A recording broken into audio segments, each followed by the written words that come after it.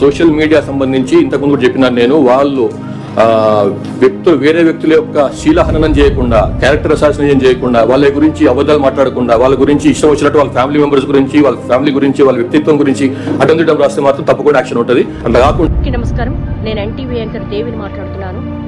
ఒక వార్తకు సంబంధించి నన్ను తెలంగాణ సిసిఎస్ పోలీసులు నిన్న నాకు కాల్ చేసి మాట్లాడుకుందాం రా అన్నారు. ఆ తర్వాత ఆఫీస్కి వచ్చారు, స్టేట్మెంట్ రికార్డ్ చేస్తామన్నారు. ఆ రికార్డ్ చేసే ప్రతి ప్రశ్న 3 గంటల పాటు నాకెంత మెంటల్ హరాస్మెంట్ ఉన్నా, నాకు సంబంధించింది కాకపోయినా, కేవలం నేను చేసింది వార్తను చదివాను. అది నా వృత్తి ధర్మంలో భాగంగానే చదివాను.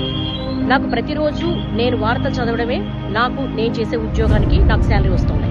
కాబట్టి ఏ వార్త వచ్చినా ఆ వార్త నేను చదువుతాను. అందులో భాగంగా చేసిన నా వృత్తి ధర్మంలో వాళ్ళు నన్ను అడిగినప్పుడు ప్రతి ప్రశ్నకు నేను స్టూడియోలో ఎంటర్ అయిన దగ్గర నుంచి మినిట్ టు మినిట్ వాళ్ళకి ఆన్సర్ చేశాను. 3 గంటల పాటు నాకు ఎంత మెంటల్ హారాస్మెంట్ ఉన్నప్పటికీ కూడా చాలా పేషెన్సీగా ఇచ్చాను. అయినప్పటికీ మళ్ళీ నేను రాత్రి కాల్ చేశారు. నేను రాత్రి కాల్ చేసి మళ్ళీ ఈ రోజు పొద్దున మళ్ళీ స్టేట్మెంట్ రికార్డ్ చేయాలి, మళ్ళీ రమ్మన్నారు. నేను ఒక మహిళా జర్నలిస్ట్ ని.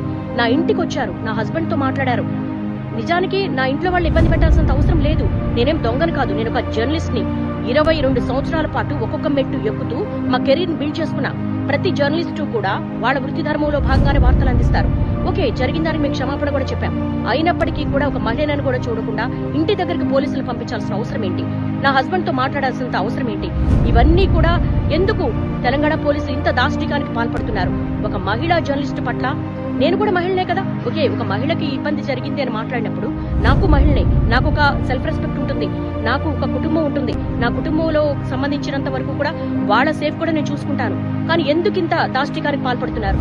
ఇది చాలా అన్యాయము. ఇలా నన్ను రోడ్ల మీద పరిగెత్తించడం అనేది న్యాయం కాదు.